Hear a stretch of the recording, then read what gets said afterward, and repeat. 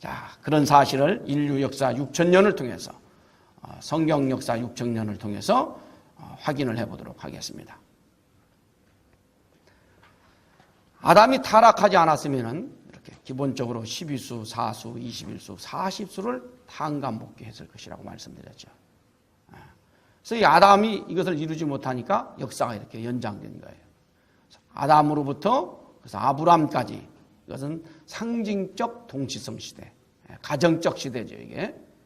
그 다음에 아브라함으로부터 예수님 오실 때까지 이 역사는 형상적 동시성 시대입니다. 국가적 시대죠. 민족 국가적 시대. 그 다음에 예수님으로부터 오늘날까지 이 시대는 실체적 동시성 시대. 이제 세계적 시대입니다.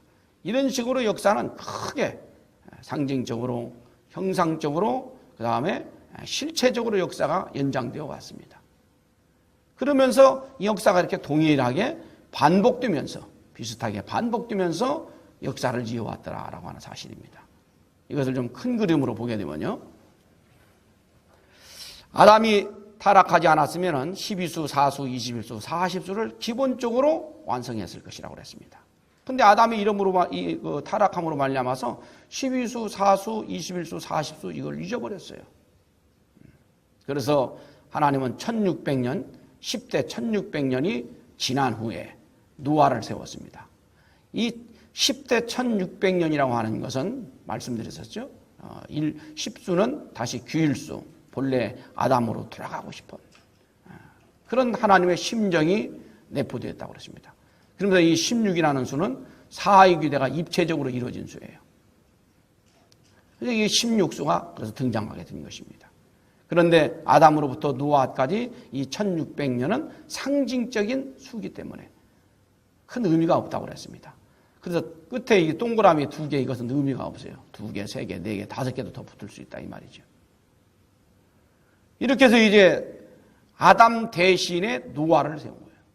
그래서 노아가 아담이 잊어버린 12수, 4수, 21수, 40수 이걸 탄감복귀를 해야 돼. 그래서 노아가 12수, 4수, 21수, 40수를 탄감복귀한 겁니다. 노아의 12수가 뭐지요? 120년 동안 방주를 지었어요. 말씀드린 것처럼 뒤에 동그라미는 의미가 없습니다. 앞에 수가 의미가 있는 것이지. 그래서 12수는 120년을 의미하는 것이죠.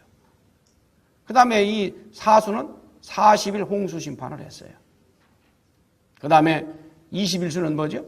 비둘기를 7일, 7일, 7일, 3번 21일 동안에 비둘기를 내보냈어요. 그 다음에 40수는 홍수 심판 끝난 다음에 까마귀 내보내기 전에 40일 동안 더 있다가 방주에서 나온 거예요. 이 40수를 그 성경에다 왜 기록해 놨겠냔 말이에요. 섭리의 프로를 맞추기 위해서. 그러니까 아담이 잊어버린 12수, 4수, 21수, 40수를 노아가 탄감복귀한 겁니다. 그럼 메시아가 와가지고 이제 노아 가정을 중심 삼고 창조 목적 완성 가정으로 세계로 나갔어야 되는데 왜 묻었어요? 함이 실수하는 바람에 아버지가 이렇게 이루는 이 승리를 무너뜨리고 말아버린 것이죠. 그래서 연장되어 있는 거예요. 그래서 16수는 사의 귀대를 완성한, 입체적으로 완성한 수라고 그랬죠. 그래서 이걸 축소하게 되면 4수가 돼요. 그래서 16수를 축소해서 4수, 400년, 16수를 탄감복귀하는 4수로. 그래서 400년 동안 지난 다음에 노아로부터 아브람까지 400년 지난 뒤에 그것도 10대요. 다시 아담 가정으로 돌아가고 싶은 하나님의 심정이 담겨있는 수죠.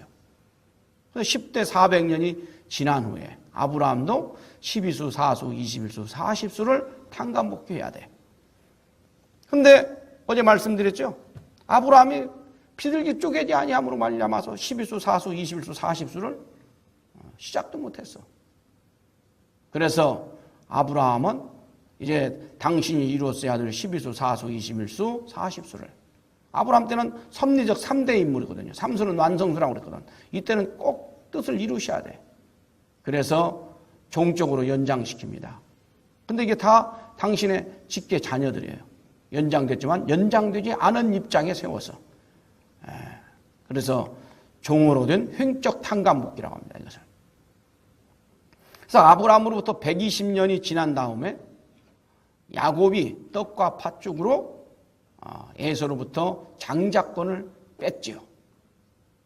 그 다음에 40년이 지난 다음에 실체적으로 이삭으로부터 야곱이 축복을 받습니다. 그래서 축복을 받고 같이 있었다가는 에서한테 죽게 생겼으니까는 하란 땅으로 도망가라고 그랬죠. 그래서 하란에 가서 21년 동안 있는 거예요. 그래서 21년 동안 있으면서 부인들을 얻고 자녀들을 얻고 많은 만물들을 얻어서 형님 에서를 찾아올 때까지, 그래가지고 에서를 만날 때까지가 그게 21년 기간입니다. 그리고 이제 야곱의 11번째 아들 요셉이 애굽에 팔려갔죠. 그래서 애굽에 팔려가지고 종살이 하다가 또 총리 대신까지 됐죠. 그래서 야곱의 12아들과 70가족이 요셉을 찾아가요. 그래서 요셉을 찾아가지고 같이 살기 시작하죠. 그래서 요셉을 만날 때까지가 40년이에요. 그러니까 아브라함이 이로스의 아들 12수, 4수, 21수, 40수를 이렇게 종적으로 아들 손자 때까지 가가지고 12수, 4수, 21수, 40수를 탕감목게 한 거예요. 이걸 다 탕감목게 했으니까 어떻게 돼요 이제? 메시아가 왔어야 돼. 근데 메시아가 못 왔어. 왜 메시아가 못 왔다고 그랬죠? 아브라함이 비둘기 쪼개지 아니한 벌 400년이 남았어.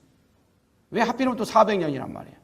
노아에서 아브라함까지 이 400년을 아브라함이 비둘기 쪼개지 아니함으로 말미암아 사탄한테 빼앗긴 입장이 됐어요. 그래서 이것을 탕감목교하기 위해서 400년 벌을 그래서 받은 거예요. 또 한 가지는 아브라함 같은 경우에 이렇게 믿음의 기대, 실체 기대 모든 수리를 다 탕감목교했어요. 근데 메시아가 못 온 이유는 메시아 기대를 가정적으로만 이뤘어요. 주변에는 전부 다 민족 국가를 형성하고 있는데, 그래서 가정 단위에 메시아를 보내게 되면은 주변 민족 국가에서 핍박하고 죽이려고 하게 되면 감당할 수가 없어요. 그래서 메시아를 보내지 못했다라고 그랬습니다. 그러면서 이 400년 벌을 받기 시작하죠. 이제 요셉이 있을 때까지는, 살아있을 때까지만 해도 그래서 잘 대접을 받았는데 이제 그 이후부터는 종살을 하게 됐다고 그랬죠. 그러면서 본격적으로 이제 아브라함의 후손들이 애굽에 들어가서 400년 동안 벌을 받습니다. 종살을 하는 것이죠. 그래서 이 400년이라고 하는 수는 이 16수를 축소한 거예요. 16수는 사회규대를 입체적으로 이룬 수고 4수는 사회규대 수죠. 근데 이걸 그대로 탕감목교하는 기간이 이게 400년이었더라 이 말입니다. 그 다음에 모세가 나왔어요. 모세가 나와가지고 이스라엘 민족을 애굽에서 이제 구출해냅니다. 구출해 내고 나서 바로 이제 메시아가 왔어야 돼. 가나안 땅에 들어가서는 메시아가 바로 왔어야 돼요. 근데 메시아가 못 온 이유가 있다고 그랬죠? 이스라엘 민족이 불신으로 흐르는 거예요. 그리고 메시아를 맞이할 수 있는 기대를 민족적으로만 이뤘는데 주변에는 전부 다 큰 국가를 형성하고 있어요. 그래서 메시아 오는 것이 지연되는데 이스라엘 민족이 계속 불신으로 흘러. 그러다 보니까는 이 사사시대가 400년이 흐르게 되는 것이죠. 근데 이 400년을 2000년 전, 이 400년을 그대로, 노아에서 아브라함까지 이 400년을 그대로 탕감목게 하는 거예요, 이렇게. 그 다음에 이제 마지막 사사 사무엘이 사울을 왕으로 세웁니다. 그래가지고 사울이 이제 통일 왕국 시대를 출발시켰어요. 그 통일 왕국 시대가 다윗 솔로몬까지 해가지고 120년이에요. 이 120년을 그대로 탕감목게 한 거예요. 이 당시에 메시아가 사실은 왔어야 돼요. 그래가지고 사실은 이때 12수, 4수, 21수, 40수를 작은 가치 탕감 조건으로 여기서 다 탕감 조건을 세우고 메시아를 이때 맞이했어야 되거든요. 그런데 그냥 왕들이 불신으로 나가고 죄를 짓는 바람에 이루어지지 못하고 또 연장되게 되는 것이죠. 그래서 120년이 지난 후에 책임 사명 못하니까 이스라엘 민족이 나누어지죠. 남북으로 나누어져요. 남북으로 나눠져 가지고 400년 동안이나 있어요. 그러니까 이 40년을 가중된 탕감 조건으로 400년으로 탕감 조건을 세우는 거예요. 400년 동안 그렇게 40년을 갖다가 400년으로 이렇게 연장되어서 탕감 조건을 세우게 된 거죠. 가중된 탕감 조건이죠. 그러고 난 다음에 이스라엘 민족이 망해가지고 포로로 갔다가 70년 동안 포로로 갔다가 귀환해 옵니다. 140년을 걸쳐서 3차에 걸쳐서. 그것이 210년이에요. 이 21년을 갖다가 21개월로도 탕감 조건 세울 수 있는 것이거든요. 근데 책임 사명 못함으로 말미암아 210년이라고 하는 가중된 탕감 조건을 세우면서 이것을 21년을 210년이라고 하는 연장된 탕감 조건을 세우면서 이스라엘 민족이 벌을 받게 되는 것이죠. 고통을 당하게 되는 것이죠. 그러다가 이스라엘 민족의 말락이라고 하는 선지자가 나타나서 신앙 재건 운동을 펼칩니다. 그래서 메시아가 곧 오시게 된다. 메시아 맞이할 준비를 하자. 그래서 메시아 맞이할 준비 400년이 지난 후에 이제 12수, 4수, 21수, 40수 다 탕감 목회잖아요. 그러니까 메시아가 오신 거예요. 그래서 때가 찼음에 탕감 목회가 다 끝났음에 때가 찼음에 이제 메시아로 예수님이 2000년 전에 다 오셨던 것입니다. 자, 예수님이 메시아로 오셨습니다. 그럼 어떻게 해야 되겠습니까? 이제 탕감 목회 다 하고 이 탕감 목회를 치러내면서 하나님은 내적으로 메시아를 보내기 위해서 얼마나 준비를 했겠습니까? 그렇게 해서 메시아를 보냈어. 그러면 오신 메시아를 이스라엘 민족은 잘 모시고 받들고 메시아와 더불어서 일체를 이루어서 창조 목적 완성 세계를 탕감 목회했어야 되는 것입니다. 그런데 어저께 말씀드린 것처럼 가정에서부터 예수님을 불신하는 거예요. 그냥 민족에서 다 불신을 해. 한신이 제자들을 세웠는데 제자들마저도 다 예수님을 무지하여 불신하는 거예요. 그래서 결국 예수님이 십자가에 돌아가셨어요. 예수님이 십자가에 돌아가셔버렸으니 어떻게 해야 돼요? 메시아 예수님 보내시기 위해서 준비한 아브라함 때부터 이때까지 준비한 이 역사를 깡그리 사탄한테 다 뺏겨버렸어요. 잊어버린 것이 되는 거예요. 예수님이 당신이 다시 오신다고 그랬거든. 근데 예수님이 다시 오시려면 어떻게 해야 돼요? 잊어버린 이 역사를 아브라함으로부터 예수님 때까지 메시아 보내기 위해서 준비한 이 역사를 다 잊어버렸으니까 어떻게 해야 돼요? 탕감복귀를 해야 돼. 아브라함이 비둘기 쪼개지 아니함으로 말미암아서 노아에서 아브라함까지 준비했던 이 400년 역사를 잊어버렸기 때문에 아브라함이 그 후손들이 400년 동안 벌받은 거 아닙니까? 그걸 다시 탕감복귀하기 위해서. 마찬가지로 메시아로 예수님을 보내기 위해서 이 아브라함으로부터 예수님 보낼 때까지 이 역사를 준비했는데 예수님이 십자가에 돌아가심으로 말미암아서 이 역사를 잊어버린 거예요. 이것을 다시 탕감복귀를 해야만이 이 역사를 잊어버린 이 역사를 탕감복귀를 해야만이 예수님이 다시 올 수가 있는 거예요. 그래서 신기하게 한번 보십시오. 아브라함이죠. 아브라함의 손자 야곱 때로부터 예수님 올 때까지 이걸 잊어버렸으니까 이걸 그대로 탕감복귀해야 돼.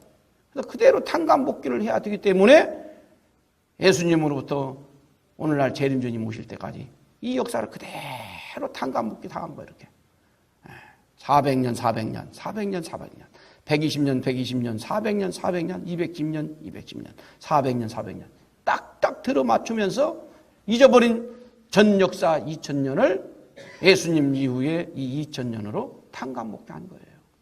그러다 보니까 이렇게 비슷한 역사가 동시성을 띠고 흘러내려왔다는 것입니다. 이에 위에는 이것은 이스라엘 민족의 실제 역사입니다. 우리나라에 국사가 있는 것처럼 이스라엘 민족의 국사액은 실제의 역사야. 역사 편차가 1년도 안 나요. 밑에 이 역사는 우리가 학교에서 배웠던 기독교사하고 유럽사예요. 예수님 이후로 이게 기독교사 유럽사야. 이게 딱딱 들어맞아 이게가. 2000년 전 역사를 2000년 후에 그대로 비슷하게 수리적으로 또 삶의 내용까지 비슷하게 역사가 이렇게 반복되어서 흘러내려왔더라. 왜 그랬느냐? 메시아 보내기 위해서 하나님께서 준비했는데 무지하여 예수님이 메시아가 십자가에 돌아가심으로 말미암아 메시아를 다시 보내려니까 탕감법칙에 의하여서 잊어버린 것을 탕감복귀해야만이 메시아를 다시 보낼 수가 있는 거예요. 그러다 보니까 이렇게 인간들은 그저 사람과 같지만은 하늘의 프로와 섭리 가운데서 이렇게 딱딱 맞춰가면서 동시성을 띠고 비슷한 역사를 만들며 지금까지 역사가 흘러왔더라라는 사실입니다. 그 내용을 한번 보도록 하겠습니다. 먼저 애굽 고역 시대와 로마 제국 박해 시대 똑같이 이 400년으로 탄감 복귀했어요. 이걸 한번 보도록 하겠습니다. 자, 애굽 고역 시대와 로마 박해 시대. 애굽 고역 시대가 약 400년이죠. 연수가 똑같지는 않아요. 딱딱 뭐 몇 월 며칠 몇 시까지 딱딱 들어맞지는 않아요. 비슷한 동시성을 띠고 흘러내려온다고 그랬죠. 이 400년 동안 이스라엘 민족이 왜 애굽에 가서 고역 생활을 했습니까? 아브라함이 재물 실수를 해서. 그래서 야곱의 12자식과 70가족이 애굽에 들어가서 400년 동안 벌 받는 거죠. 400년 동안. 아브라함이 잘못한 것을 그 후대가 가서 벌 받는 거예요. 그러면서 이렇게 애굽 고역 생활하면서도 아주 신앙생활을 열심히 했어요. 그러다가 모세가 드디어 나타나서 이적 기사를 통하여 바로로부터 애굽으로부터 구출해내죠. 모세가 십계명과 이 성막을 맞이했다고 그랬죠. 율법, 석판을 받아가지고 이제 메시아를 맞이할 수 있는 터전을 닫게 된 거예요. 이 삶을 그대로 로마 제국 박해 시대 2000년 후에 똑같이 탄감목게하는 거예요. 예수님 제자들이 어디에 들어가서 이제 로마에 들어가서 400년 동안 엄청난 핍박을 받죠. 그러니까 이것을 그대로 탄감복귀하는 거예요. 예수님 제자들이 왜 로마에서 그렇게 핍박받았어요? 예수님 십자가에 죽인 죄값이죠. 예수님이 나는 길이요 진리요 생명이라고 그랬잖아요. 예수님 가신 길을 그대로 가는 거예요. 그렇게 벌 받는 거예요. 그래서 예수님 제자 12명과 똑같아요. 이게. 예수님 제자 12명과 또 70문도 똑같죠. 그래가지고 약 400년 동안 가서 박해를 받습니다. 그러면서도 이 엄청난 박해를 받으면서도 신앙생활을 열심히 지켰어요. 초대 기독교가 하도 핍박을 받으니까 무덤 속으로 들어갑니다. 무덤, 우리나라 그런 무덤이 아니고 거기 가보니까 카타콤이라고 해가지고 지금 관광지가 됐습니다. 이게 땅굴을 파서 땅굴을 파가지고 그 안에다가 땅굴 속에 무덤들을 이렇게 만들어놨어요. 위로 올라가면 하도 핍박을 하니까 그 무덤 속에 들어가가지고 신앙생활을 한 거예요. 참 대단한 분들이죠. 그러니까 또 엄청난 또 오해를 받는 거예요.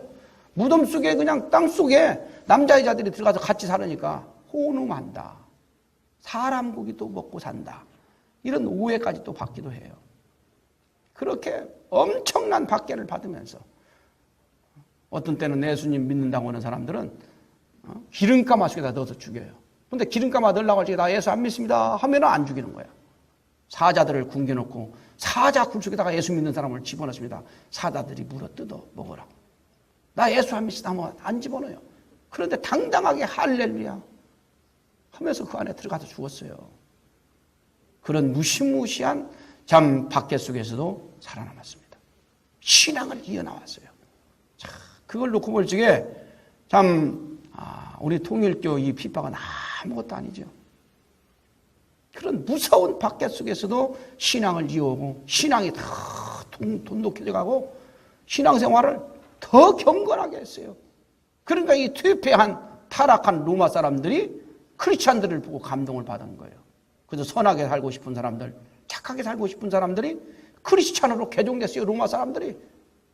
그래서 콘스탄티누스의 어머니도 크리스찬 개종했어요. 크리스찬으로. 그렇게 핍박을 받으면서도 무시무시한 그런 핍박을 받으면서도 세상을 감동시킨 것입니다. 아주 경건하게 삶으로 말미암아서 열심히 이렇게 신앙생활을 해왔어요. 그렇게 엄청난 핍박을 받는 가정 속에서 이스라엘 민족은 모세의 이적기사로 말미암아서 구출했는데 여기는 예수님의 영적 역사로 말미암아서 기독교 박해가 끝나게 되는 거죠. 콘스탄티누스가 내일이면은 막사티누스와 큰 전쟁이 있어요. 로마 평정을 위한 마지막 전쟁이야. 다리 하나를 놓고 지금 대치하고 있어요. 얼마나 심각하겠어요. 그런데 상공에 느닷없이 예수님이 나타났어요. 그래가지고 십자기를 들고 가서 싸우라라고 하는 말씀을 하시는 거예요. 그 말씀을 그대로 믿고 콘스탄티누스가 자기 병사들에게 십자기를 들고 가서 싸우자. 그래서 싸웠는데 대승을 거둬가지고 로마를 평정해버렸어요. 콘스탄티누스가 얼마나 감동을 받았겠습니까? 이게 312년도야. 그래서 313년도에 기독교를 하나의 종교로 밀라노 칙명으로 해가지고 기독교를 공인을 해줬어요. 그러니까 이때까지만 해도 기독교가 종교도 아니었어. 무시무시한 박해를 받은 거예요. 그러므로 말미암아서 기독교가 이제 땅속에 있다가 땅 위로 올라온 것입니다. 그런데 데오디우스 1세가 기독교를 드디어 392년도에 국교로 세워요. 콘스탄티누스가 참 예수님으로부터 감동받아가지고 전쟁에서 이겨가지고 로마를 평정하고 왕이 됐으니 얼마나 기쁘겠어요. 그래서 큰 성전도 지어준 거예요. 베드로 무덤이 있었다고 하는 그 자리에다가 그 위에다가 교회를 지어줬죠. 베드로 성당을 지어줬어요. 330년도에. 그리고 나서 이 기독교 정말 이걸 이제 받아들이게 됐죠. 예수님을 믿으니까 예수님 탄신일에 큰 축제도 하고 싶고 큰 예배도 드리고 싶은데 그래서 예수님 탄신이 언제냐고 물어보면 아는 사람이 아무도 없어요. 예수님 성탄일을 몰랐어. 이게 그때까지만 해도 이게 신약성경, 구약성경 이것이 정경화되지도 않았었어요. 그러니까 기독교가 이제 땅 위로 올라오면서 기독교가 국교가 되면서 정경화 작업이 시작된 거예요. 그래가지고 오늘날의 신약성경. 원래 이게 신약성경이 천주교에서 보는 지금 유경도 천주교에서는 보지 않습니까? 그것까지 다 봤었어요. 근데 마르틴 루터가 종교개혁을 일으키면서 유경은 또 빼버리고 나온 것이죠. 그래서 12월 25일을 예수님 성탄일로 그냥 임의로 정한 거예요, 이게. 예수님 성탄일을 몰랐어요. 근데 12월 25일은 예수님 성탄과 천연 무관한 날이잖아요. 로마에는 예로부터 태양신을 섬겨왔는데 태양이 새로 시작되는 날, 태양이 탄생되는 날이 12월 25일이요. 우리나라로 말하면 동짓날이 12월 22일이죠. 그때쯤 되는 거예요. 그때서부터 태양이 새로 시작된다 가지고 한 일주일 동안을 큰 축제를 벌려요. 로마에서는 예로부터. 그래서 그때쯤에 예수님이 탄생했으니까 그때쯤으로 하자 해가지고 그냥 태양신 축제일을 로마에서 섬기고 있는 그날을 그대로 받아들여가지고 12월 25일을 예수 성탄일로 그냥 해버린 거예요. 근데 크리스찬들은 지금도 12월 25일이 예수님 성탄일로 알고 있다니까. 전혀 예수님 탄생과는 상관이 없는 날이에요. 1월 3일, 1월 6일 막 이런 식으로 예수님 성탄일을 여기저기 이렇게 지내고 있었어요. 근데 12월 25일로 딱 이렇게 정해버린 것이죠, 그냥. 그때의 종교는 천주교 뿐이잖아요? 그러니까 천주교에서 정해버리면 그걸로 끝인 거야. 그게 법이고 국법인 거예요, 그것이. 그러면서 말씀드린 것처럼 이 성경을 정경화 작업을 한 거예요. 그래가지고 이제 성경을 딱 정경으로 세워가지고 재림주님 맞이하실 이제 터전을 닫게 된 것이죠. 애국구역 시대 400년을 그대로 이렇게 2000년 후에 로마 제국 박해 시대로 탄감복귀하게 된 것입니다. 그 다음에 이제 사사시대, 그 다음에 이 사사시대를 그대로 탄감복귀한 것이 교구장제 기독교 시대예요. 이것을 또 보게 되면 이 사사시대는 이제 이스라엘 민족이 가나안에 들어갔잖아요. 하나님을 잘 모시면서 메시아 올 준비를 했어야 되는데 불신앙으로 흘러요. 그래서 사사들이 나와가지고 사사들이 애언자 제사장 국왕 노릇을 다 하는 것이죠. 그러면서 유대교 봉건 사회가 시작되게 되는 것이죠. 그러면서도 신앙생활은 열심히 하게 되는데 이스라엘 사람들이 문제가 생겼어.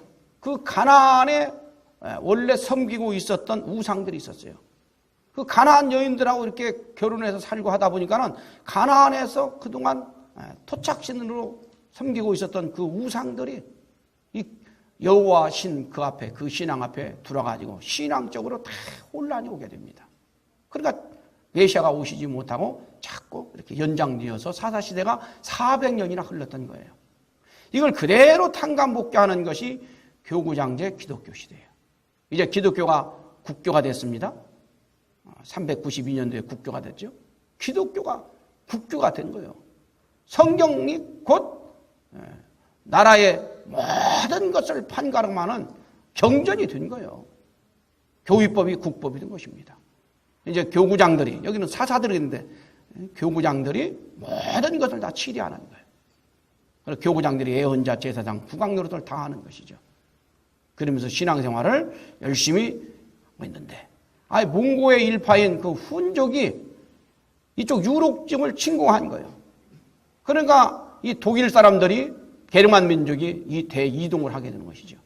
그래서 이 게르만 민족에게 기독교 복음이 들어갑니다. 그런데 게르만 민족들이 원래 섬기고 있었던 신이 있었어. 잡두가 있었단 말이에요. 그걸 가지고 있는 상태에서 기독교 복음이 들어가다 보니까는 기독교 신앙에 혼란이 오기 시작한 거예요. 그래가지고 신앙에 참 혼란이 오는 바람에 이때 메시아가 왔어야 되는데, 메시아 맞이할, 재림주 맞이할 준비를 했어야 되는데, 신앙적 혼란이 오므로 말미암아서 지연되어 가지고 교구장제 기독교 사회가 400년까지나 지나게 되는 것이죠.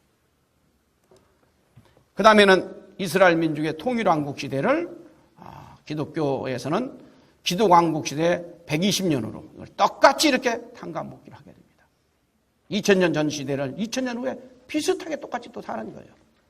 이스라엘 민족이 이제 사사시대에서 통일왕국 시대가 됩니다. 이스라엘 왕국 시대가 드디어 일어나게 됩니다. 사무엘이라고 하는 마지막 사사가 사울을 세워서 이제 왕으로 임명을 하게 되는 것이죠. 왕으로 이제 세우게 돼요. 그러니까 이 사울 왕이 성전을 마련하고 메시아 맞이할 준비를 정말 해야 돼. 이제부터는 본격적으로 했어야 돼. 이때 사실은 메시아가 왔어야 한단 말이에요. 그런데 사울 왕이 타락을 합니다. 음란에 빠지고, 다윗이 얼마나 참 위대한 사람이었습니까? 다윗을 계속 미워해가지고 다윗을 죽이려고 하는 거예요. 그러다가 이제 사울이 죽습니다. 딱 사울이 40년 동안 왕 살았어요. 그 다음에 이제 이어받은 사람이 다윗이야. 다윗도 딱 40년이야. 다윗 다음에 솔로몬인데 솔로몬도 딱 40년이야. 신기하게. 그래서 40년에서 딱 120년이에요. 그때는 뭐 왕이 임기제도 아닌데 신기하게 40년에서 120년, 딱 120년이에요. 다윗이 왕 돼가지고, 다윗이 얼마나 위대한 사람이었습니까? 얼마나 유명한 사람이었고. 근데 다윗도 못된 짓을 해요. 자기의 충복인 우리아의 아내를 건듭니다. 전쟁이 터져가지고 지금 난리가 났는데, 왕이 하루는 세상을 이렇게 보고 있는데 아주 예쁜 여자가 목욕을 하고 있어요. 데리고 와라 해가지고 그 여자하고 동침을 해버렸어요. 알고 보니까 충복 중에 충복인 우리아의 부인이야. 임신을 해버렸네. 임신한 것이 들통나게 되면 이 우리아 장군한테 이거 정말 면목 없는 일이잖아요. 그래서 우리아를 휴가를 보내. 휴가. 네 부인하고 같이 좀 지내라고. 근데 이 우리아는 정말로 참 위대한 왕이었어요. 위대한 장군이었어요. 지금 병사들이 지금 전쟁에서 싸우고 있는데 내가 어떻게 부인을 끌어안고 사랑을 하겠느냐. 밤새도록 걱정하다가 그냥 간 거야. 이 다윗이 이거 큰일 났다 싶어가지고 저 우리아가 있으면 안 되겠다 싶어서 우리아와 병사들을 이렇게 적진으로 들어가게 합니다. 근데 병사들한테는 미리 얘기하고 말이죠. 우리아는 계속 적진 앞으로 하게 하고 그 병사들은 뒤로 후퇴하게 해버려요. 그냥 우리아는 그냥 적진 깊숙이 들어가서 죽게 만들어버렸어요. 이런 못된 짓거리를 다윗이 했어요. 그러고 나니까 그 부인이 밧세바잖아. 그 밧세바가 그냥 한없이 통곡을 하고 괴로워하죠. 그러나 첫 번째 낳은 아들은 죽어요. 회개하고 또 회개하고 또 회개해서 두 번째 낳은 아들이 솔로몬이거든요. 솔로몬이 얼마나 위대한 왕이었습니까? 솔로몬이 정말 하늘로부터 딱 한 가지만 준다고 하니까 지혜를 달라고 해가지고 지혜의 대왕이었어. 근데 그 지혜를 가지고 아주 정말 통치를 잘해가지고 메시아 맞이할 준비를 했어야 되는데 솔로몬이 어땠어요? 지혜를 그 하늘이 주신 지혜를 남용해가지고 정실 부인이 왕비가 700명이라고 그랬어요. 후궁이 300명. 그러니까 위국의 그때는 정략결혼도 있었겠죠. 우상을 섬기는 그런 왕비들이 왕궁으로 들어오다 보니까는 그런 것들이 왕궁으로 들어와서 이스라엘 신앙의 대혼란을 가져오게 되는 것이죠. 그러다가 결국 통일왕국 시대가 망하고 쪼개지게 되죠. 남북으로 쪼개집니다. 이런 삶을 비슷하게 2000년 후에 기독왕국 시대가 이상하게 기독교에 이렇게 역사 속에 나타나게 돼요. 드디어 네오 3세가 칼을 왕으로 임명을 하는데 정확하게 AD 800년이에요. 딱 맞잖아요.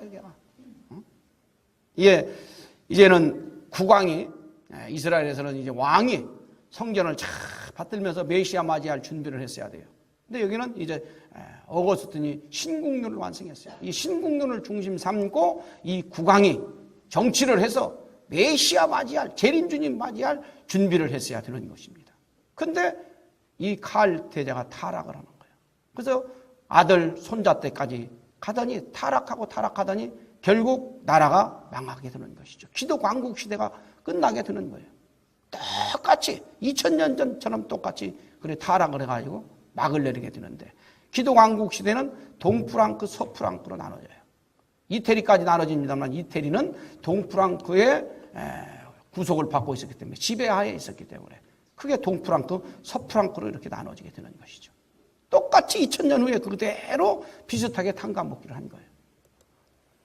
그 다음에는 이제 남북왕조 분립시대 400년을 동서왕조 분립시대 400년으로 그대로 또 탕감복귀하는 역사가 또 흘러갑니다.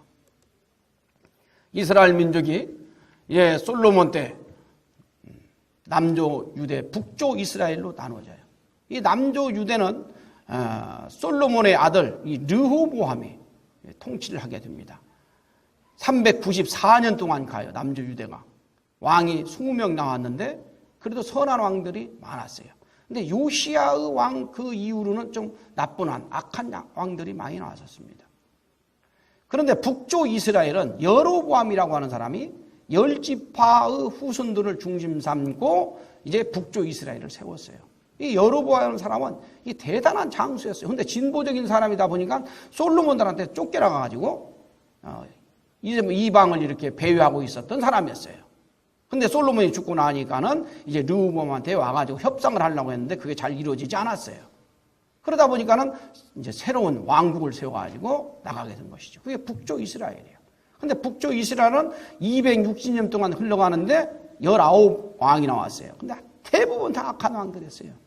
우상을 섬기고 말이죠.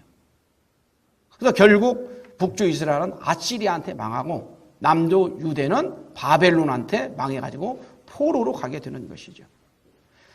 이렇게 왕조가 메시아 맞이를 준비를 하지 못하고 계속 불신으로 흐르니까는 이때 4대 선지자, 12소 선지자, 특별 선지자 엘리야가 이때 다 나와요. 엘리야 사건은 아주 대단합니다. 이 왕궁에서부터 전부 다 이방신을 섬기는 거예요. 바알신, 아세라신을 섬기는 거예요. 여호와 신을 섬기는 선지자들은 별로 없어. 그래서 어떤 신이 정말 참된 신인가 내기를 하자. 그래가지고 갈멜산에 올라가서 여호와 신을 믿는 선지자는 엘리야 한 사람뿐이에요. 바알신, 아세라 신을 섬기는 선지자들은 850명이에요. 850대 1로 거기서 시합을 하는 거예요. 단을 쌓아놓고 어떤 신이 불을 그 단에다 내려 붙이느냐. 불을 붙이는 신이 참신이다 하는 걸 놓고 내기를 했어요. 그런데 바알신, 아세라 신을 섬기는 그 선지자 850명은 간절히 기도를 해도 불이 안 내려와. 나중에 옷을 벗고 막 몸을 그냥 해야 합니다. 그러면 혹시 불 내릴까 해가지고 그래도 안 내려와. 이제 엘리야는 단을 쌓아놓고 거기다가 물을 부숴놓습니다. 그래놓고 그냥 하나님을 부르면서 기도하니까 그냥 바로 불이 붙어버렸어요. 그러니까 이게 바알신, 아세라 신은 이거 거짓이다 해가지고 거기에 있는 이스라엘 민족 군중들이 다 죽여버립니다. 이미 왕궁에까지 바알신, 아세라 신을 섬기고 있는데 자기 선지자들을 엘리야가 다 죽여버린 꼴이 됐잖아요. 그래서 왕궁에서 엘리야를 죽이려고 그래요. 그래서 엘리야가 도망다니는 것이죠.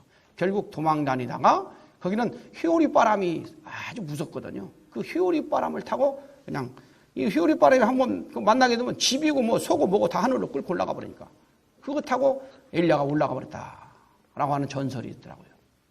그래가지고 불술에 타고 하늘로 올라가 버렸다라고 이렇게 얘기가 된 것이죠. 이렇게 왕궁에서 불신앙으로 흐르니까 이렇게 예언자, 선지자들이 나와서 각청 운동을 해도 깨닫지를 못해. 그러니까 이방 나라에 붙여가지고 아시리한테 붙여서 북조 이스라엘을 망하게 하고 바벨론에 붙여서 남조 유대가 망해가지고 왕이고 백성이고 전부 다 포로로 가게 함으로 말미암아서 이 양왕국이 붕괴돼 버리게 되는 것이죠. 이걸 비슷하게 탕감복귀하는 역사가 2000년 후에 그대로 나타나요. 동프랑크, 서프랑크로 이렇게 나눠졌다고 그랬죠. 그런데 이 교황청이 부패하는 거예요. 이 교황청에서부터 부패를 하기 시작해. 이게 얼마나 참 기가 막힌 찬스였습니까? 교위법이 하나님, 그 나라법인데 유럽 전체가 다 이 교위법, 성경을 중심 삼고 전부 다 통치를 하고 있는데 이때 교황청에서부터 신앙생활을 잘했다고 한다면은 재림주님이 이때 오는 거예요. 근데 교황청에서부터 부패를 저지르고 음란짓거리를 하고 그러는 거예요. 그러니까 이때는 이제 수도원에서 토마스 아퀴나스라든가 성 프란체스 같은 사람들이 가가지고는 참된 신앙생활을 하자고 강력하게 주장을 하는데도 불구하고 말을 안 들어. 그러다 보니까는 카리프 제국이 예루살렘을 점령하고 있을 적에는 크리스찬들이 거기를 자유롭게 가가지고 성지 참배를 할 수 있었어요. 순례를 할 수가 있었어요. 그런데 셀죽 터키가 카리프 제국을 멸망시킵니다. 그래가지고 셀죽 터키가 예루살렘을 점령하고 있어요. 이게 아라비아 사람들이거든요. 이게 성지 순례를 못하게 해. 그러니까는 이 교황청이 부패하고 음란짓거리를 하고 하니까는 국민으로부터 인기가 떨어졌었거든요. 그래서 인기를 좀 회복하자고 하는 차원에서 저 예루살렘을 회복시켜 놓게 되면은 성지 순례를 자유롭게 할 수 있게 하게 되면은 참 자기들 인기가 회복되겠다 하는 차원에서 교황이 예루살렘을 탈환하자 해가지고 십자군 전쟁을 일으켰어요. 근데 제1차 십자군 전쟁 때는 좀 이기는가 하더니 200년 동안 싸워서 1096년부터 200년 동안. 그런데 원정 갈 때마다 다 지고 오는 거야. 우리는 7차 원정에서 다 패전했다고 하지만은 실질적으로는 20번이 넘어. 20번 넘게 가서 전쟁을 했는데 십자기를 들고 가서 싸웠는데 계속 치는 거야. 1, 2년도 아니고 몇 년이요? 200년 동안이나 싸웠어요. 그런데 다 졌으니 교황청의 유신과 체면이 어떻게 되겠습니까? 그리고 가서 자꾸 싸우다 보니까 교황청에 있는 수비대들까지 다 죽고 오는 거야. 그러다 보니까 교황청 유신이 떨어지지요. 권력이 그냥 자꾸 무너져 내려가지요. 뒤에서 지켜주는 수비대들도 없죠. 그러다 보니까 이 교황들의 권위가 땅에 떨어지고, 그리고 교황들의 실질적인 이제 지배권도 떨어지기 시작하는 거예요. 그러다 보니까 교황이 왕을 임명하는데 왕이 교황을 지배하는 그런 입장까지 가게 되는 거예요. 그러면서 교황권이 완전히 이제 붕괴가 돼버리는 그런 입장까지 가게 되는 것이죠. 그대로 비슷하게 400년 이것을 탄감복귀하게 하게 된 것입니다. 그 다음에는 유대민족이 포로로 갔다가 귀환해 와요. 이것을 그대로 210년 동안을, 이때는 교황이 아주 엄청난 사람이거든, 이 교황청이. 근데 이 교황청이 포로로 갔다가 교황이 국왕을 임명을 했으니 얼마나 교황청이 무소부지한 그런 위치입니까? 그런데 그런 교황이 포로로 갔다가 다시 돌아오는 기간이 약 210년이 돼요. 이스라엘 민족이 포로로 갔다고 그랬죠? 북쪽 이스라엘은 아시리한테, 남쪽 유대는 바빌론한테 포로를 갔어요. 포로로 한 70년 동안 포로로 갔다가, 근데 다행스럽게 바벨론을 페르시아가 멸망시켜버려요. 그 강력한 바벨론을. 이 바벨론의 느부갓네살 왕이라고 있어요. 아주 잔인한 왕이었어요. 그냥 성전을 다 완전히 전부 다 망가뜨려 놔버려요. 그런데 그 강력한 바벨론이 페르시아한테 망합니다. 근데 페르시아 이 고레스라고 하는 왕이 이스라엘 민족을 귀히 여기사, 그래서 이 성경을 보게 되면 이 고레스 왕을 얼마나 칭송하는지 몰라요. 그래가지고 이스라엘 민족을 3차에 걸쳐서 가나안 땅으로 다시 돌아가도록 귀환을 시킵니다. 귀환. 그래서 이스라엘 민족이 포로로 갔다가 귀환해 오는 기간이 약 210년이에요. 이걸 그대로 탄감복귀하는데 이제 교황이 국왕한테 이제 눌려가지고 국왕이 교황을 휘두르는 거예요. 그래가지고 국왕에 의해 가지고 교황이, 원래 교황청은 5대 교구가 있었는데 가장 강력한 교구가 로마거든요. 그거가 교황청이야. 그것이 남부 아비뇽으로 옮겨요. 클레멘스 5세가 말이야. 옮겨가는 거예요. 그래가지고 1905년도에 옮겨갔다가 1309년도에 옮겨갔다가 1377년도까지 남부 아비뇽에 포로로 간 것처럼 남부 아비뇽에 쫓겨가가지고 거기서 교황청을 운영하게 됩니다. 그러다가 그레고리오스 11세가 로마로 다시 돌아와요. 근데 이 양반이 돌아와가지고 좀 오래 살았어야 하는데 오래 오시자마자 바로 이 양반이 서거를 해버려요. 그러니까 어떻게 되겠어요? 로마에다가 새로 교황을 세우는 거예요. 남부 아비뇽 쪽에도 그쪽에 추기경들이 많았거든요. 그쪽에다가도 또 교황을 또 하나 세워. 갑자기 교황이 둘이 된 거야. 이거 큰일 났다 싶어가지고 두 교황을 폐위시킵니다. 근데 두 교황이 그게 대해서 불복해요. 내가 뭐가 잘못이냐 말이야. 그래서 그냥 두 교황이 말이야 서로 세력 싸움을 합니다.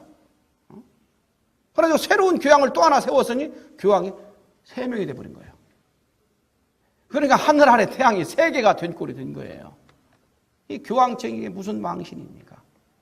그래서 이건 안 되겠다 해가지고 콘스탄티 대회를 열어서 새 교황을 다 폐위시키고 새로운 교황을 하나 세웁니다. 이런 일이 있었으니 이 참 교황청 유신과 체면이 어떻게 됐겠으며 일반 국민들이 백성들이 그 교황청을 특히 그 당시는 천주교잖아요. 천주교를 어떻게 받겠습니까? 그러면서 신앙 회복 운동을 시키려고 그랬어요. 근데 맨 처음에는 베드로 성당을 다시 짓자고 헌금을 많이 했어요. 근데 200년 동안이나 전쟁을 했는데 무슨 돈이 있겠습니까? 헌금을 못해.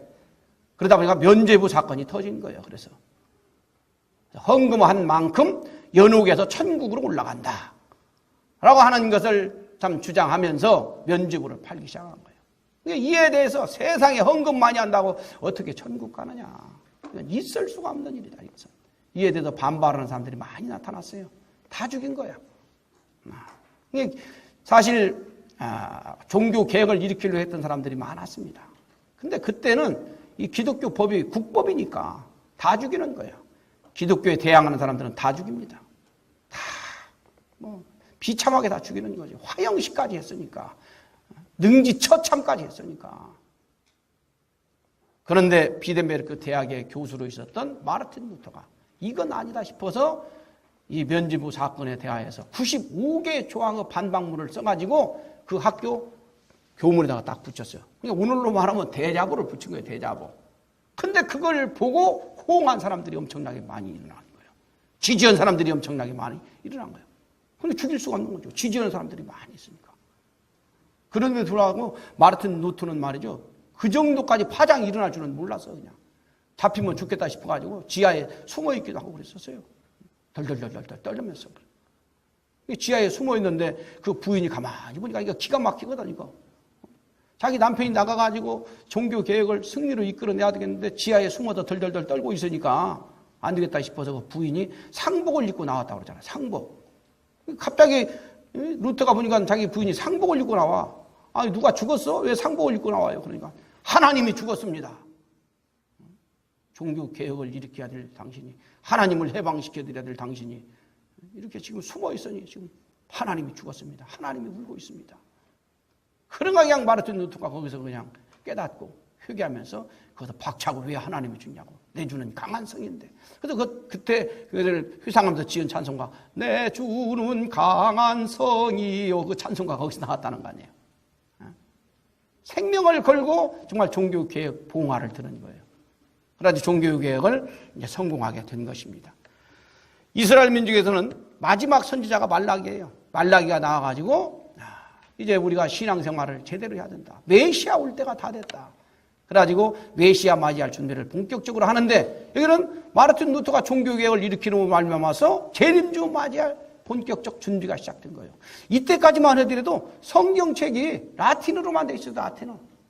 일반 국민들은 아무도 볼 수가 없어. 근데 이것을 나중에 이제 독일어로 번역하고 영어로 번역을 해가지고 기독교가 전 세계로 퍼져나가기 시작한 것이죠. 2000년 전 210년 이 유대민족 포로 및 귀환 시대를 교황 포로 및 귀환 시대로 그대로 이렇게 탕감복귀하게 된 것입니다. 마르틴 루터가 종교개혁을 일으킨 것처럼 그렇게 종교 봉화를 이렇게 일으켰죠. 이게 400년이에요. 400년 동안 지난 후에 이제 메시아가 오신 거예요. 그 다음에 이것을 그대로 탕감복귀한 것이 마르틴 루터로부터의 이제 종교개혁이 시작되면서 400년이 지난 후에 이제 재림주님이 올 수 있는 이걸 그대로 탕감복귀한 것입니다. 메시아 강림 준비 시대를 보게 되면은 이제 말라기에 의해 가지고 이제 메시아 맞이할 준비를 본격적으로 시작하게 되는 것입니다. 성전을 다시 재건축을 하고 성경을 정비를 해서 열심히 신앙생활을 합니다. 믿음의 기대를 쌓죠. 그런데 이쪽으로 계속 시련이 있었어요. 많은 나라로부터 계속 침공을 받습니다. 또 마지막에 이 로마의 속국으로 들어가죠. 이스라엘 민족이. 근데 이 로마라고 하는 나라가 엄청난 나라였어요. 그 당시에. 로마가 전 세계를 지배하고도 남을 수 있는 그런 힘을 가진 나라였었어요. 근데 하나님께서는 이제 메시아 올 때가 다 되니까 메시아가 오셔서 이스라엘 민족만 구원하는 것이 아니고 로마만 구원하는 것이 아니거든요. 전 세계를 구원해야 되거든. 그래서 메시아 오실 때가 가까우니까 하나님께서는 전 세계로 메시아가 오셔서 하실 일을 준비하는 거예요. 그래서 예수님 탄생이기 전 벌써 565년 전에 석가모니를 탄생시켜서 그 당시에 인도 쪽에 사람이 엄청났거든. 그 당시에도. 그 인도 쪽의 모든 종교와 철학을 다 집대성하게 만드는 거예요. 또 중국 쪽에는 공자님을 BC 552년도에 탄생케 하셔가지고 이 중국 쪽의 모든 사상들을, 철학들을, 종교들을 전부 다 집대성하게 만드는 거예요. 또 그리스 로마 그쪽에는 BC 470년경에 또 소크라테스를 탄생하게 해가지고 그리스 로마 그쪽의 모든 철학들을 다 집대성하게 만듭니다. 그래서 메시아가 오시게 되면 메시아 사상을 중심 삼고 전 세계가 일시에 통일될 수 있는 그런 준비를 메시아 오셔서 이룰 그런 환경 준비를 하나님께서 이렇게 딱 하셨던 거예요. 근데 신기하게도 말이죠. 로마 사람들이 이스라엘 사람들을 참 좋아했대요. 아주 경건하게 살으니까. 그러니까 이스라엘 사람들이 로마 사람들 전도하는 것은 그리 어렵지 않았다는 거예요. 근데 그 이스라엘의 최고 지도자가 누구예요? 대제사장, 청년 최고 지도자는 세례요한. 그 집안에 예수님을 탄생시켰잖아요. 그래서 그 집안에서 사가리아와 세례요한만 예수님을 믿었다고 한다면 이스라엘 사람들 전도하는 건 아무것도 아니야. 이스라엘 사람들이 로마 사람들 전도하는 것도 그렇게 어렵지 않아요. 당시 로마는 전 세계를 지배하고도 남을 수 있는 이 교통, 이 도로 놓는 게 하여튼 엄청난 기술을 가진 게 그때 로마였거든요. 그 다음에 헬라어라고 하는 아주 위대한 또 언어가 있었고 말이죠. 예수님 말씀을 전 세계에 급속도로 전파할 수 있는 준비를 완벽하게 갖춰놓고 하나님이 예수님을 보냈던 거예요. 그런데 그만 안타깝게도 가정에서부터 예수님을 불신함으로 말미암아서 그 기대가 이루어지지 못하고 마는 것이죠. 이걸 그대로 탕감복귀하는 것이 메시아 재강림 시대, 재림주님 맞이할 준비 시대입니다. 이제 종교 개혁이 성공으로 이루어지면서 말씀드린 것처럼 성경이 번역이 되어가지고 전 세계로 막 뻗어나갑니다. 예수님이 그랬거든요. 복음이 땅 끝까지 전파되어야 올 수 있다라고 그랬거든요. 근데 복음이 유럽 쪽에만 딱 국한되어 있어도 그 당시에는. 그러니까 이 복음을 전 세계로 전파시켜야 되니까는 하나님이 역사해가지고 종교개혁 성공을 한 거예요. 그래가지고 이 기독교 성경이 전 세계로 막 뻗어나가게 됩니다. 믿음의 기대를 성공했죠. 그런데 이때는 이제 내적인 어려움이 와요.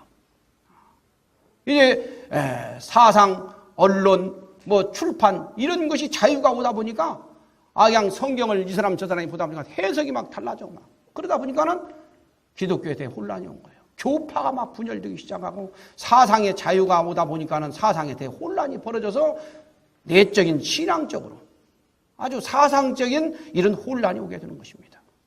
문해부흥이 일어나면서 더더욱 이 사상적 혼란이 벌어지죠. 문해부흥이 일어나면서 이제 환경적으로 급속도로 이제 변화가 오죠. 산업혁명까지 막 일어나면서. 그래서 재림주님 오실 환경을 하나님은 말씀을 통해서 또 환경을 통해서 전 세계적으로 바꿔나가십니다. 보십시오. 불과 200-300년 전, 100-200년 전부터 이 세계가 이렇게 난리가 터진 거예요. 긴 역사가 아닙니다. 그러니까 불과 한 300-400년 전까지만 하더라도 수천 년 동안 역사가 똑같았어. 일적인 세계가 변화가 없었단 말이에요. 근데 불과 200-300년 전부터 이 세계가 난리가 난 거예요. 난리가. 막 수십 배, 수백 배 이 세계가 지금 뒤집어진 거 아닙니까? 왜 그래요? 재림주님 오실 때가 다 됐기 때문에. 교통, 통신, 모든 사상, 문화, 종교 이런 것들이 전 세계적으로 난리가 났어, 난리가. 왜? 재림주님 오실 때가 다 됐기 때문에 하나님께서 재림주님 오셔서 말씀을 하게 되면 전 세계로 급속도로 퍼져나가가지고 이 재림주 때는 3차 때니까 기필코 하나님께서 지상천국을 이루어야 되거든요.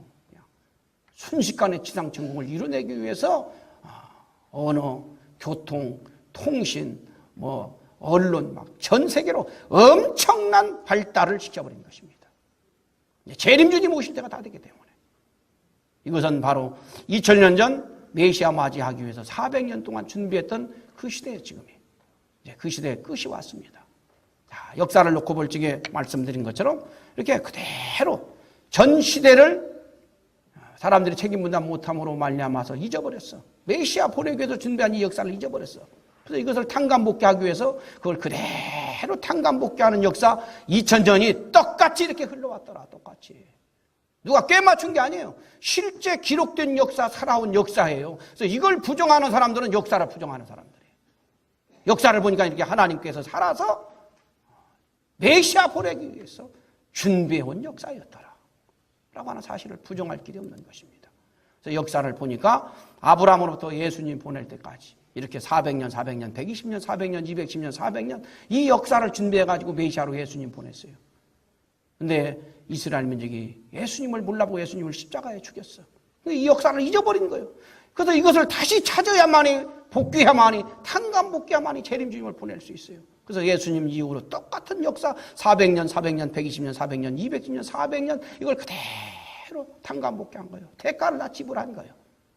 그래야 재림주님이 올 수가 있으니까. 재림주님이 언제 오느냐? 마르틴 루터가 종교개혁을 1517년도에 일으켰거든요.